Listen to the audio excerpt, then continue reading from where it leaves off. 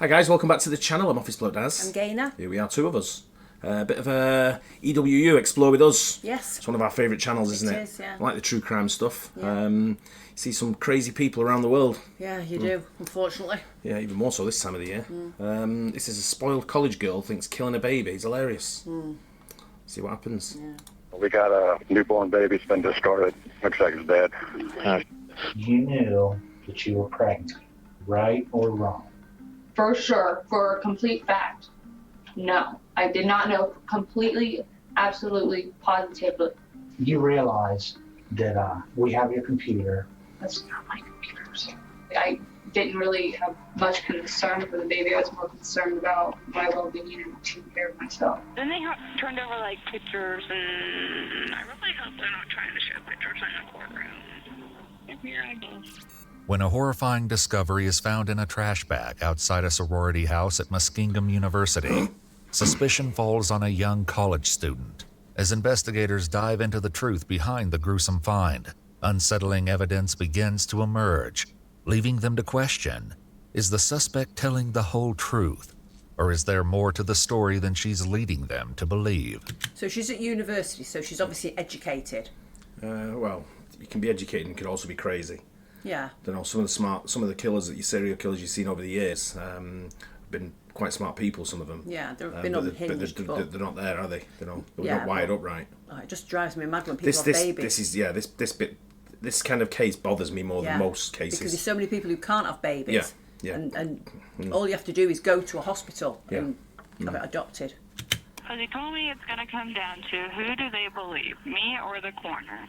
Details of the chilling incident that took place on Wednesday, April 22, 2015 in New Concord, Ohio, begin to emerge in a conversation recorded between the student Emily and her mother, Sandra.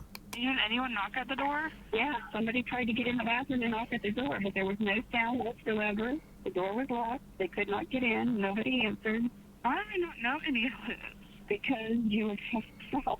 It began when Emily's sorority sisters found a tightly knotted trash bag resting against the side of the house. They tore it open, uncovering a terrifying scene that would soon send shockwaves through the entire community. Hey, it's Tim, University PD. Hey, I'm going to need you to send a deputy over here to 125 Lakeside. We got a newborn baby. It's been discarded. Looks like it's dead. I wonder what makes you open the bag. If I see a trash bag on the side, I don't open it. I just... Well, I think if it's the side of you, if we came out of our house and there was like a black bin bag up against the wall, we would probably like pick it up to see if it was like... I won't touch it. Well, I'd want to know if it was like a bomb or anything. If it's not mine, I don't touch anything. If it's not don't belong to me, I ain't touching it. No, but if it's up against your house, you've got to move it. You're not going to leave it there, are you? If it's up against, this is like a sorority house, isn't it? Where there's like quite a few people living there, I'm guessing. But still, if I walk out of, we live in an apartment, if I walk out of our apartment block and there's a bin bag on the side, I ain't touching it. It's not my problem. Well, I wouldn't leave it there because I presume somebody's jumped the the garbage. You can report it, but I just don't think it's normal just to sort of like pick up a bag and open a trash bag. I think if you there's a bag there, you'd pick it up and presume it's rubbish, and if it feels, I don't know. I don't think I'd rip it open. I wouldn't know if I don't know what's in it, I ain't touching it. Yeah, I don't think I'd be ripping it open, No. but I'd presume it was trash. Yeah. Okay. This call's on the way, too. Yep, thanks. Bye. Police quickly arrived at the sorority house where 12 young women lived while attending the nearby university. While it was unclear at the time what pointed witnesses to one specific resident, everyone believed the mother of the child to be 20-year-old Emily Weaver. Detective Todd Maley from the Muskingum County Sheriff's Office conducted a brief interrogation with Emily, documenting their exchange. At first, Emily denied having a baby, but faced with the fact that DNA evidence could connect them, she admitted the child was hers. With the hopes of uncovering how such a horrific tragedy may have happened, the detective returns the following day to question Emily once again. However, little could prepare the detective for the shocking truths he'll soon learn as their conversation unfolds. When I first came over here yesterday and we first met, you lied at first about being pregnant. Oops. And then you ended up admitting that you were. What happened yesterday morning? Can you show for sure from me having the baby? Of course you were pregnant. Did anybody know about that? Tell me about that. No one knew about that. Now, you told me that there was rumors. Yeah, but I didn't take a test or anything. However, it would later be revealed that Emily did take a pregnancy test at the university's wellness center. They would reach out to Emily in an attempt to share the positive results, but their calls, emails, and texts would go unanswered, begging the question, did she simply miss the messages, or did she choose to ignore them? She did. The answers begin to reveal themselves in a series of text messages later uncovered between Emily and her ex-boyfriend, Logan. On March 18th, 1 month prior to giving birth, Emily texts, "I don't know what to do besides keep it a secret, and I haven't told anyone about this situation, but it's getting harder to keep quiet about." Emily tells Logan they need to talk about the situation they're in. She accuses him of acting like nothing's going on, saying he has no consequences. Well, tell me about some of the rumors. Well, basically, I just heard it coming from one girl saying it. Because, like, my roommate is, like, talking to someone, and he said it was brought up, and some of her sorority sisters have brought it up. But, like, I've only, like, heard it come from that one source. Why didn't you want anyone to know that you were pregnant? I didn't exactly know I was pregnant. In a heated exchange on April She's cold. She is. She's proper She's cold. going to say she's got no emotions at all. No. 17th, just 5 days before giving birth, Emily accuses Logan of starting a war by telling others, indicating that the two of them may not have been the only ones who knew. You didn't know you were pregnant. Now, you were showing. I mean, I gained weight. I mean, not an excessive amount, but When did you stop having a period? sometime after August, but I was still, like, spotting, like, throughout. According to Detective Maley's notes from the day prior, Emily also claimed she had no visible stretch marks and experienced no nausea, symptoms usually indicative of pregnancy. But based on a pin about a baby's nursery setup she saved on her social media account and the text she sent to Logan, it's clear she was aware of her situation. And I don't want to beat you up about this, but you knew that you were pregnant, right or wrong? For sure, for a complete fact, no. I did not know completely, absolutely, positively. Emily tells Logan, "I just don't know how to deal with this situation," to which he suggests she go to a clinic. Her response, "I'm 7 months," goes against her claims that she had no idea she was pregnant. As the detective confronts her about this knowledge, she continues to give vague answers. You suspected you were pregnant. I mean, it crossed my mind, but I didn't. Okay, and that's what you said last night. You said it crossed your mind, and I said, how did it cross your mind? And you said what?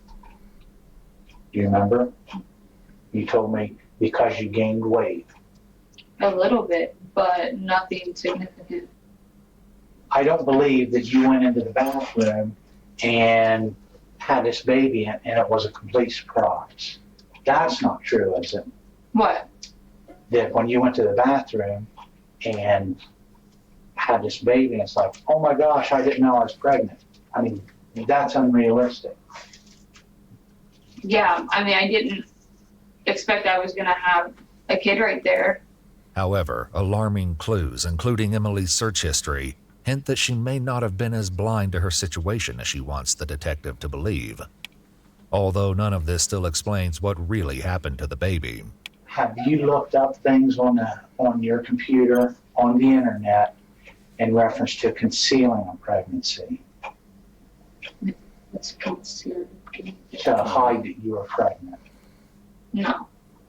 Have you looked up things on the internet in reference to I don't know how you have a pregnancy. to terminate a pregnancy? I mean, yeah, I looked things up, but On how to terminate a pregnancy?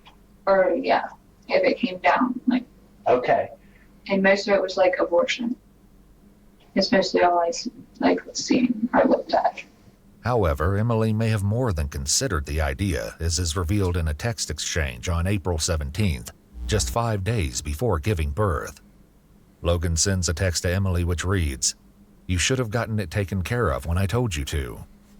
In Emily's bedroom, investigators uncovered a startling new clue, but getting a straight answer as to her intentions would be no easy task. the pills that were found in your room, what were they called? This like black. Starting to see. Is it black cohosh? Yeah. Are those pills to induce an early labor or to terminate a pregnancy? I mean, I think there's like options, but I haven't taken them. Okay, so those pills do that. Yes. Regardless of whether she knew all along or was truly unaware, her decision to hide the truth once labor began raises disturbing questions. What was going on before the birth? I just felt like an uncomfortable pain. Is that like what you want? I got in the dream. Is that what you had, was an uncomfortable pain? Yeah, it wasn't anything like severe. It wasn't like I didn't think anything of it. And then Where was it at? where was that? Yeah. My bedroom, like in my bed. Just No, I mean, where was the pain at on you? oh, just like stomach area, like nothing like it wasn't low or anything. It was just like my stomach. And then I like thought I had the stomach bug because then I went to the bathroom and I kept like I pooped a lot. And like the stomach flu's been going around, and like one of my housemates had it, so I was like, well, maybe that's just what it is.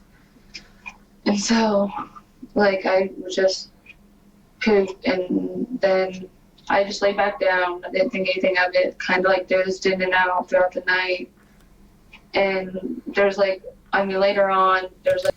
Just a casual attitude towards Yeah. her answers here and the way she is. It's as if like she thinks it's just gonna go away. Yeah, no It's like they're going consequences. to say, okay, thanks for all your info, there's all your shit, and I'll leave. Yeah. That's what she's thinking. Yeah. That's what it comes across to me Yeah, anyway. yeah. Don't know if she's thinking, obviously, but it comes across that way. She's got no, like... No empathy, no sympathy, no worry towards it. No. It's very blasé, like, I'll answer your questions, yeah. And she's trying to be vague, but not being vague, if you know what I mean. Like a more like sharp, heavier pain that was lowered down. And I went downstairs, like I said, because if it was the stomach flu, 8 girls live upstairs, like I didn't want it to be contagious, so everyone would get it, so I figured that would be the best place to go because it'd be the easiest to like, don't go, like, go clean and best to do. The admission that as many as 8 other girls were sleeping upstairs while she gave birth raises concerning questions about no one hearing a sound or rushing downstairs. However, this still didn't scratch the surface, as a morbid question will soon cloud the entire case. So then what happened? And then I just sat there, and then all of a sudden, like, I just felt like a rip and like heavy pressure, and then the baby came out. And where are you at in the little bathroom? Like sitting on the toilet. Okay. So you feel this pressure, Mm-hmm. and you said the baby comes out. Mm-hmm. Did you scream? Can you describe how it came out and what it looked like?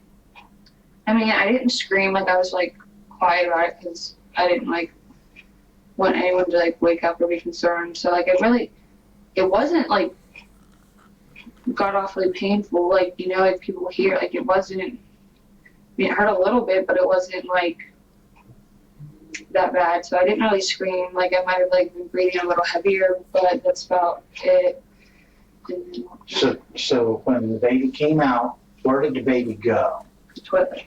In a conversation with her mother later, the two hint at the possibility of disturbing photographic evidence being witnessed by others. I really hope they're not trying to show pictures in the courtroom. I have a feeling they are. If you're able. Okay. Describe to me the baby's position in the toilet. I was like laying like down. I'm pretty sure like I think there's like paper towels like in the toilet it was on top of. It was like it was facing like, I mean I was laying, but like it wasn't like turned in the water, you know what I mean? Like it was like head was facing upwards. And the baby was born alive. Yeah. On April 22nd at 7:12 p.m., just before the police arrived, Emily sent the following horrifying text to Logan. "No more baby, taken care of." As Logan demands to know what happened, texting, "I want to know how you killed my child," she states, "I went into labor last night for 6 hours. It was a girl with your dark hair," adding she didn't make it due to placenta complications. However, a later shocking admission by Emily may suggest the truth is not so simple and worse than the detective could have imagined. As Emily continues her harrowing account, she tells the detective the baby was making slight movements, but was not crying. Throughout her unsettling account, she never mentions encountering other household members or hearing a knock at the bathroom door, as the phone call with her mom had suggested. I don't remember any of this stuff. I mean, they said there was no sound whatsoever. There was no you, there was no baby, there was no nothing. Whether someone may have stood just outside the door, unknowingly within earshot of what was happening inside, remains unanswered, as no witnesses have come forward. For now, the heartbreaking revelation that the baby was born alive raises troubling questions about her death and disturbing possibilities for what may have happened next. After I tried to stop some of the war bleeding, I tried to check on the baby, and it was just it really wasn't doing anything. Now, how did you try and check? I guess I just looked, and it wasn't anything. Okay, so you said you took the baby out of the toilet and laid it where? Just on the ground. Although Emily's story may be true, it seems the detective is reluctant to believe her and might be suspecting that she's withholding a darker truth. And we talked about this last night, and I explained to you that the pathologist is going to be able to tell Yeah, if it was choked or something. the cause of death on the child. Mm-hmm. And did you do anything physically to... No, I didn't do anything physically. I didn't do much at all. I was more concerned about me than I was. Detective Maley's notes reveal that Emily expressed concern, stating, "I don't want this to seem like I intentionally killed the kid." When asked if she choked the baby, she answered, "There's no way I could even comprehend something like that."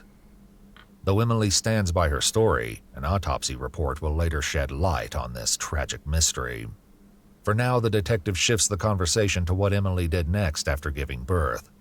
She briefly explains that she laid in bed, sleeping off and on through minor stomach pains until about 4 p.m. in the afternoon. So then my roommate was like, well, what do you want to do for dinner? And who was that? Paige. Okay. And I was like, I don't really know. So then we just decided to go to McDonald's, at the airport McDonald's. So how did you get there? I drove. Mm-hmm. She go with you? Yeah, felt fine. Went to our room, sat there, ate it. Then I showered. Everything felt fine. I felt fine. So after I showered, I got on the computer.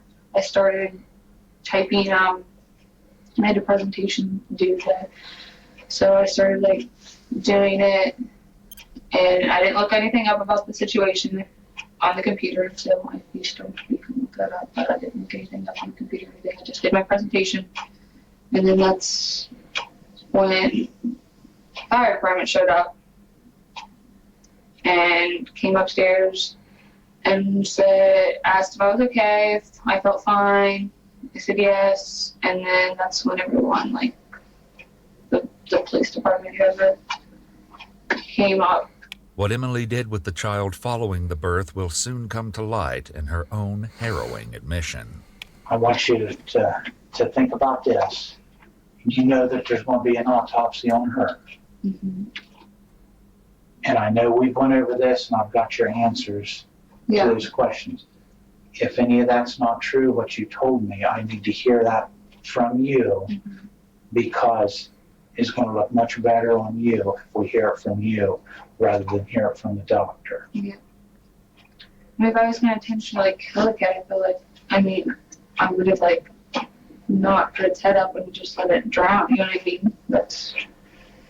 It wasn't like I intentionally inflicted harm on the kid. You did. Mm. Did you try and keep her alive? I didn't do anything to keep her alive. No. So they told me it's going to come down to who do they believe, me or the coroner? As police arrive on campus and begin to question Emily, Logan sends a panicked message, reading, "What did you do?" When asked what happened immediately following the birth, Emily begins recounting her actions. After giving birth, she describes going to the kitchen and returning with a knife, which she used to cut the umbilical cord. Emily vividly recounts the baby's final movements before claiming they stopped altogether. Afterward, she admits she disposed of the baby's body and other evidence in a black trash bag. Emily then lay down on the couch for around 15 minutes, leaving the trash bag on the bathroom floor.